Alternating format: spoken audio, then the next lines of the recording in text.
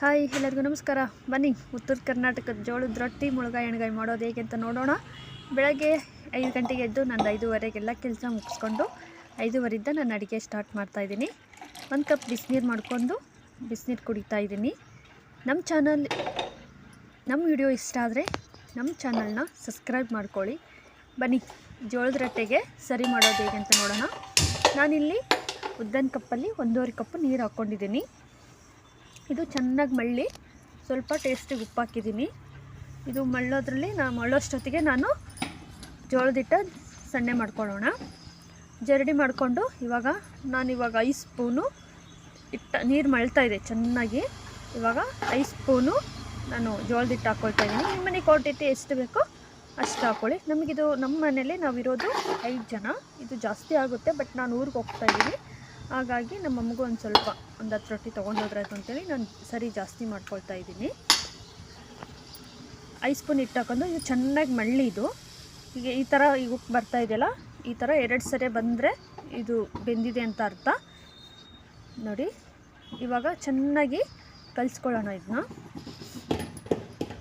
ಇದು ಚೆನ್ನಾಗಿ ಕಲಿಸ್ಬೇಕಾದ್ರೆ ಗೊತ್ತಾಗ್ಬಿಡುತ್ತೆ. ಸ್ವಲ್ಪ ತೆಳ್ಳಗನ್ಸಿದೆ, ನಾವು ಮತ್ತೆ 1 ಸ್ಪೂನು ಅಥವಾ 2 ಸ್ಪೂನು ಹಿಟ್ಟು ಹಾಕ್ಕೊಂಡು ಕಲಿಸ್ಕೋಬೇಕು. ಇವಾಗ ನಮ್ಮದು ತೆಳ್ಳಗಾಗ್ತಾ ಇದೆ, ಹಾಗಾಗಿ ಮತ್ತೊಂದು ಸ್ಪೂನು ಹಿಟ್ಟು ಹಾಕ್ಕೊಂಡು ಚೆನ್ನಾಗಿ ಕಲಿಸ್ತೀನಿ ನಾನು. ಚೆನ್ನಾಗಿ ಇವಾಗ ಮಿಕ್ಸ್ ಮಾಡ್ಕೊಂಡು ನಾವು ಮುಳುಗಾಯಿ ಎಣ್ಗಾಯಿ ಮಾಡೋದು ಹೇಗೆ ಅಂತ ನೋಡೋಣ ಬನ್ನಿ. ಮುಳುಗಾಯಿ ಎಣ್ಗಾಯಿಗೆ ಕೊತ್ತಂಬರಿ, ಕರಿಬೇವು, ಈರುಳ್ಳಿ, ಟೊಮೊಟೊ, ಒಣ ಕೊಬ್ಬರಿ, ಮುಳುಗಾಯಿ. 6 ಗಂಟೆ ಆಯಿತು, 6:10 ಆಯಿತು. 10 ನಿಮಿಷ ನಾವು ಮುಂದೆ ಇಟ್ಟಿದ್ದೀನಿ ಟೈಮು. 6 ಗಂಟೆನೇ ಕರೆಕ್ಟಾಗಿ. ಇವಾಗ ಸರಿಗೆ ಸ್ವಲ್ಪ ತಣ್ಣಗಾಗಿದೆ, ನೀರು ಹಾಕಿ ಎತ್ತಿಡೋಣ. ನಾನು ಆವಾಗಲೇ ತೋರಿಸಿದ ಐಟಮ್ಸ್ ಎಲ್ಲ ಹೆಚ್ಚಿಟ್ಕೊಂಡಿದ್ದೀನಿ. ಜಾರಿಗೆ ಬೆಳ್ಳುಳ್ಳಿ, ಅರ್ಧ ಈರುಳ್ಳಿ, 1 ಟೊಮೊಟೊ,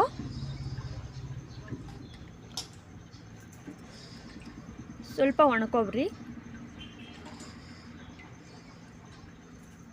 ಕೊತ್ತಂಬರಿ, ಕರಿಬೇವು. ಇದಕ್ಕೆ ಸ್ವಲ್ಪ ಹಸಿಶುಂಠಿ ಹಾಕಬೇಕು, ಬಟ್ ನನ್ನ ಹತ್ರ ಹಸಿಶುಂಠಿ ಖಾಲಿ ಆಗಿತ್ತು ನಮ್ಮ ಮನೆಯಲ್ಲಿ, ಹಾಗಾಗಿ ನಾನು ಹಸಿಶುಂಠಿ ಹಾಕ್ತಾ ಇಲ್ಲ. ಹಸಿಶುಂಠಿ ಹಾಕಿ ಇದ್ದರೆ ಹಾಕ್ರಿ, ನಡೆಯುತ್ತೆ. ಇಲ್ಲೇ ಇದ್ದರೂ ಓಕೆ. ಆಮೇಲೆ ಇದಕ್ಕೆ ಗುರಾಳ್ ಪೌಡ್ರ್ ಹಾಕ್ಕೊತಿದ್ದೀನಿ. ಇದಕ್ಕೆ 2 ಸ್ಪೂನ್ ಗುರಾಳ್ ಪುಡಿ ಹಾಕ್ಕೊಂಡಿದ್ದೀನಿ. 1 ಸ್ಪೂನು ಮನೆಯಲ್ಲೇ ಮಾಡಿರೋ ಸಾಂಬಾರು ಪುಡಿ ಹಾಕ್ತಾಯಿದ್ದೀನಿ. 1.5 ಸ್ಪೂನು ಮನೇಲಿ ಮಾಡಿರೋ ಸಾಂಬಾರು ಪುಡಿ, ಸ್ವಲ್ಪ ಹುಣಸೆ ಹಣ್ಣು, ಹುರಿದಿರೋ ಶೇಂಗಾ ಬೀಜ, ಸ್ವಲ್ಪ ಕಡ್ಲಿ. ಇವಾಗ ಸ್ವಲ್ಪ ಜೀರಿಗೆ ಹಾಕ್ತಾಯಿದ್ದೀನಿ. ಹಾಕ್ಕೊಂಡು ಸ್ವಲ್ಪ ಮಿಕ್ಸಿ ಮಾಡ್ಕೊಂಬರೋಣ.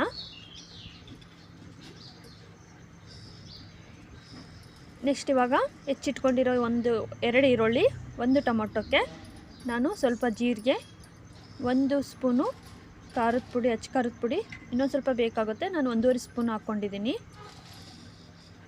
ಇವಾಗ ಸ್ವಲ್ಪ ಉಪ್ಪು, ರುಬ್ಬಿಟ್ಟಿಟ್ಕೊಂಡಿರೋ ಮಸಾಲೆ ಹಾಕ್ಕೊಂಡು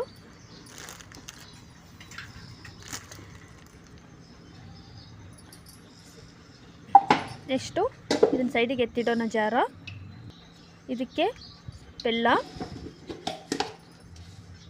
ಇದಕ್ಕೆ ಇನ್ನೊಂದು 2 ಸ್ಪೂನು ಗುರಾಳ್ ಪುಡಿ ಹಾಕೋಣ. ಮಿಕ್ಸಿಲಿ ಹಾಕಿದ್ವಿ ಜಾರ್ಗೆ ಮಿಕ್ಸಿ ಮಾಡೋಕ್ಕೆ. ಇವಾಗ ಮೇಲೊಂದು ಸ್ವಲ್ಪ ಹಾಕಿದರೆ ಕಲರ್ ಚೆನ್ನಾಗಿರುತ್ತೆ ಅಂತೇಳಿ ಅಷ್ಟೇ. ಇವಾಗ ಇದನ್ನ ಚೆನ್ನಾಗಿ ಮಿಕ್ಸ್ ಮಾಡ್ಕೊಂಡು ಬದನೆಕಾಯಿಗೆ ಇದನ್ನು 4 ಹೋಳು ಬದನೆಕಾಯಿ ಮಾಡ್ಕೊಂಡು ಈ ಥರ 4 ಪೀಸ್ ಮಾಡ್ಕೋಬೇಕು. ಹಿಂದ್ಗಡೆ ತುಂಬ ತೆಗಿಬಾರ್ದು, ಅರ್ಧ ಮಾತ್ರ ತೆಗಿಬೇಕು. ಇನ್ನು ಉಕ್ಕಿದ್ದು ಮುಳುಗಾಯಿ ಮೇಲೆ ಹಿಂಗೆ ಎಲೆ ಥರ ಬಂದಿರುತ್ತಲ್ಲ, ಅದನ್ನು ತೆಗಿಬಾರ್ದು. ಇದನ್ನ ಚೆನ್ನಾಗಿ ಫಿಲ್ ಮಾಡ್ಕೊಳ್ಳೋಣ ಅಷ್ಟು ಮುಳುಗಾಯಿಗೆ. ನಾನಿವಾಗ ಅರ್ಧ kg ಮುಳುಗಾಯಿ ತೊಗೊಂಡಿರೋದು. ಚೆನ್ನಾಗಿ ಫಿಲ್ ಮಾಡಿಕೊಂಡು ಸೈಡಿಗೆ ಎತ್ತಿಟ್ಕೊಳ್ಳೋಣ. ಇದೇ ರೀತಿ ಅಷ್ಟು ಮುಳುಗಾಯಿನೂ ಫಿಲ್ ಮಾಡ್ಕೊಳ್ಳೋಣ. ಜೋಳದ ರೊಟ್ಟಿಗೆ ಕಾಂಬಿನೇಷನ್ ಮುಳುಗಾಯಿ ಎಣ್ಗಾಯಿ ತುಂಬ ಚೆನ್ನಾಗಿರುತ್ತೆ ಟೇಸ್ಟು. ಇವಾಗ ಒಂದು ಪಾತ್ರೆಗೆ ಎಣ್ಣೆ ಹಾಕ್ತಾಯಿದ್ದೀನಿ. 3 ರಿಂದ 4 ಸ್ಪೂನ್ ಎಣ್ಣೆ ಹಾಕ್ಕೊಂಡಿದ್ದೀನಿ ನಾನು. ಇದಕ್ಕೆ ಸಾಸಿವೆ, ಜೀರಿಗೆ, ಕರಿಬೇವು ಒಗ್ಗರಣೆಗೆ ಹಾಕಿ ಇವಾಗ ಫಿಲ್ ಮಾಡಿರೋ ಮುಳುಗಾಯಿನ ಒಂದೊಂದನೇ ಈ ಪಾತ್ರೆಗೆ ಹಾಕ್ತಾಯಿದ್ದೀನಿ. ಸ್ವಲ್ಪ ಎಣ್ಣೆ ಬಿಸಿ ಎಣ್ಣೆಗೆ ಉಪ್ಪು ಮುಳುಗಾಯಿನ ಹಾಕಿ ಸ್ವಲ್ಪ ಬಾಯಿ ಮುಚ್ಚಿ ಮತ್ತು ತೆಗೆದು ನಮಗೆ ಜಾರಲ್ಲಿರೋದು ತಟ್ಟೆಯಲ್ಲಿರೋದೆಲ್ಲ ನೀರನ್ನ ಹಾಕಿ ಬಾಯಿ ಮುಚ್ಚಿಟ್ಟಿದ್ದೀನಿ. ಇವಾಗ ಮಜ್ಜಿಗೆ ಮಾಡ್ಕೊಳ್ತಾ ಇದ್ದೀನಿ. ಮುಳುಗಾಯಿ ಆಗೋದ್ರೊಳಗೆ ನಂದು ಮಜ್ಜಿಗೆ ಮಾಡೋದಾಗುತ್ತೆ. ಸ್ವಲ್ಪ ಮಜ್ಜಿಗೆ ಮಾಡಿ ಅರ್ಧ ಮಜ್ಜಿಗೆ ಕಡಿದು ಬಂದು ಇದು ಪಲ್ಯ ಸ್ವಲ್ಪ ಮಿಕ್ಸ್ ಮಾಡಿ ನೋಡ್ತಾ ಇದ್ದೀನಿ ಕುದೀತಾ ಇದೆಯೇನೋ ಅಂತಂದು. ಕುದೀತಾ ಇದೆ, ಹಾಗಾಗಿ ಸ್ವಲ್ಪ ಕೆಳಗಿನ ಮೇಗೆ ಅಂತ ಮಾಡ್ತಾಯಿದ್ದೀನಿ, ಮಿಕ್ಸ್ ಮಾಡ್ತಾಯಿದ್ದೀನಿ.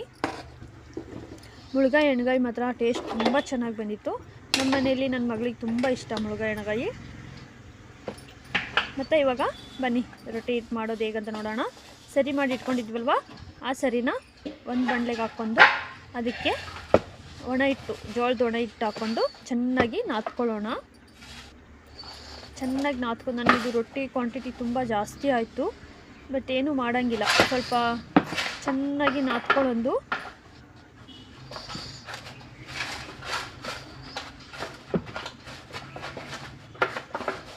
ಇವಾಗ ನಾನು ಕ್ವಾಂಟಿಟಿ ತೊಗೊಂಡಿರೋದ್ರಲ್ಲಿ ಅರ್ಧ ಹಿಟ್ಟು ತೊಗೊಂಡು ಚೆನ್ನಾಗಿ ನಾದ್ಕೊಂಡು ಉಳ್ಳಿ ಮಾಡ್ಕೊಳ್ತಾ ಇದ್ದೀನಿ. ಒಂದು 8 ಆಗೋ ರೊಟ್ಟಿ ಆಗೋಷ್ಟು ಹುಳಿನ ಮೆತ್ತಗೆ ಮಾಡಿಕೊಂಡು ಇವಾಗ ತೊಗೊಂಡು ನೋಡಿ ರೊಟ್ಟಿ ಮಾಡ್ತಾಯಿದ್ದೀನಿ. ರೊಟ್ಟಿನೂ ಅಷ್ಟೇ ಚೆನ್ನಾಗಿ ಬಂದಿತ್ತು. ನಾನು ತುಂಬ ದಪ್ಪ ಮಾಡಲ್ಲ, ರೊಟ್ಟಿನ ತೆಳ್ಳಗೆ ಮಾಡ್ತೀನಿ.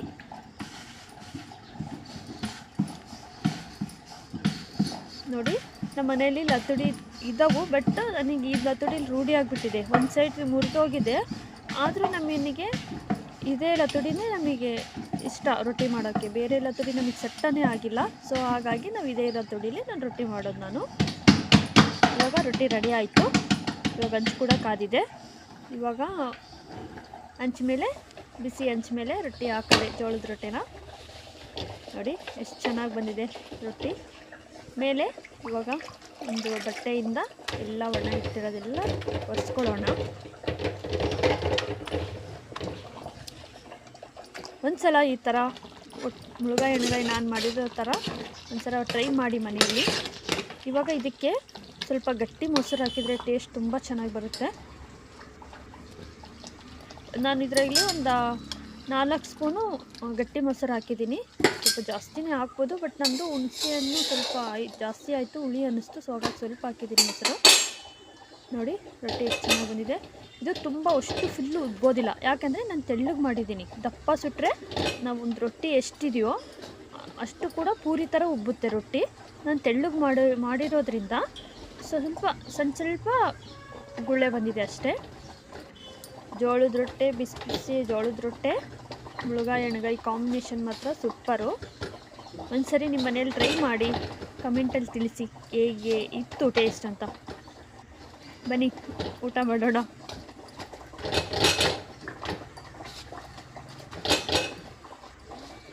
ಈ ವಿಡಿಯೋ ಇಷ್ಟ ಆದರೆ ದಯವಿಟ್ಟು ಶೇರ್ ಮಾಡಿ, ಲೈಕ್ ಮಾಡಿ, ನಮ್ಮ ಚಾನಲ್ನ ಸಬ್ಸ್ಕ್ರೈಬ್ ಮಾಡ್ಕೊಳ್ಳಿ. ಧನ್ಯವಾದಗಳು.